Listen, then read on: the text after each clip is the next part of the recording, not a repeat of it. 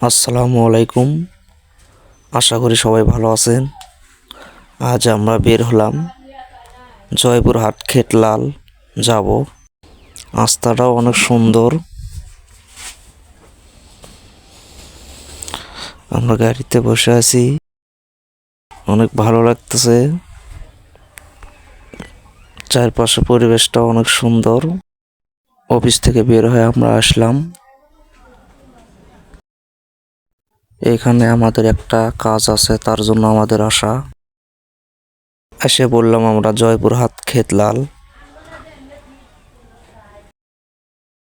অনেক ভালো একটা জায়গা, জয়পুরহাটের মানুষও অনেক সুন্দর লাগলো।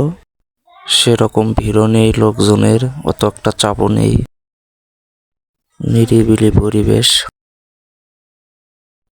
আমার ভিডিওটা দেখার জন্য সবাইকে ধন্যবাদ।